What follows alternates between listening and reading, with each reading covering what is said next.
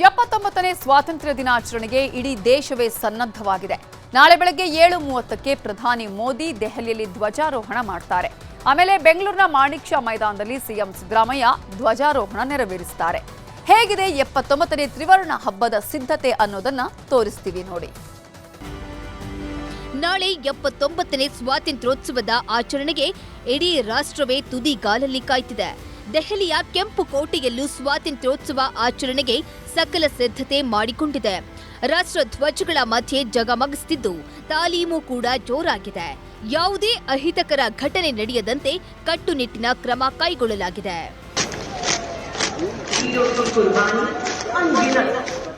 ಕೆಂಪುಕೋಟೆ ಸುತ್ತ 11,000 ಪೊಲೀಸರು ಹದ್ದಿನ ಕಣ್ಣಿಟ್ಟಿದ್ದು, ದೆಹಲಿ ಪೊಲೀಸರು, ಸೇನೆ ಹಾಗೂ ಅರೆಸೇನಾ ಪಡೆಯ ತುಕಡಿಗಳನ್ನು ನಿಯೋಜನೆ ಮಾಡಲಾಗಿದೆ. ಅನುಮಾನಾಸ್ಪದ ಸಂಚಾರ ಮಾಡ್ತಿರುವವರ ಮೇಲೆ ನಿಗಾ ಇಟ್ಟಿದ್ದು, ಸಂಚಾರ ದಟ್ಟಣೆ ಕಂಟ್ರೋಲ್ಗೆ 3,000 ಸಿಬ್ಬಂದಿ ಈಗಾಗಲೇ ಸಿದ್ಧವಾಗಿದ್ದಾರೆ.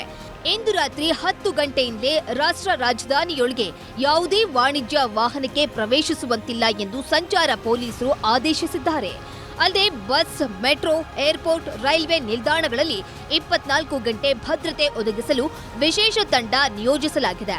ಕೆಂಪುಕೋಟೆ ಸುತ್ತ ಸಿಸಿಟಿವಿ, ಡ್ರೋನ್ ಹದ್ದಿನ ಕಣ್ಣಿಟ್ಟಿದ್ದು, ಭಯೋತ್ಪಾದಕರ ಕೃತ್ಯ ತಡೆಯಲು ಪ್ಯಾರಾಗ್ಲೈಡರ್, ಹ್ಯಾಂಡ್ ಗ್ಲೈಡರ್, ಮಾನವರಾಹಿ ವಿಮಾನ, ಡ್ರೋನ್ಗಳು ನಿಗಾ ವಹಿಸಲಿವೆ. ಇನ್ನು ನಾಳೆಯ ದೆಹಲಿ ಸ್ವಾತಂತ್ರ್ಯೋತ್ಸವಕ್ಕೆ ಕರ್ನಾಟಕದ 8 ಗ್ರಾಮ ಪಂಚಾಯಿತಿ ಅಧ್ಯಕ್ಷರುಗಳನ್ನು ಆಹ್ವಾನಿಸಲಾಗಿದೆ. 79ನೇ ಸ್ವಾತಂತ್ರ್ಯ ದಿನಾಚರಣೆಯಲ್ಲಿ ವಿಶೇಷ ಪ್ರತಿನಿಧಿಗಳಾಗಿ ಭಾಗವಹಿಸಲಿದ್ದಾರೆ. ಮಾಣಿಕ್ ಷಾ ಪರೇಡ್ ಮೈದಾನದಲ್ಲಿ ಸಕಲ ಸಿದ್ಧತೆ. ನಾಳೆ ನಡೆಯೋ ಸ್ವಾತಂತ್ರ್ಯೋತ್ಸವಕ್ಕೆ ಮಾಣಿಕ್ ಷಾ ಪರೇಡ್ ಮೈದಾನದ ಸುತ್ತ ಖಾಕಿ ಬಿಗಿ ಬಂದೋಬಸ್ತ್ ಮಾಡಿಕೊಂಡಿದೆ. ಬೆಳಗ್ಗೆ 9 ಗಂಟೆಗೆ ಸಿಎಂ ಧ್ವಜಾರೋಹಣ ನೆರವೇರಿಸಲಿದ್ದು, ಪರೇಡ್ ಸೇರಿದಂತೆ ಸಾಂಸ್ಕೃತಿಕ ಕಾರ್ಯಕ್ರಮಗಳ ಆಯೋಜನೆ ಮಾಡಲಾಗಿದೆ.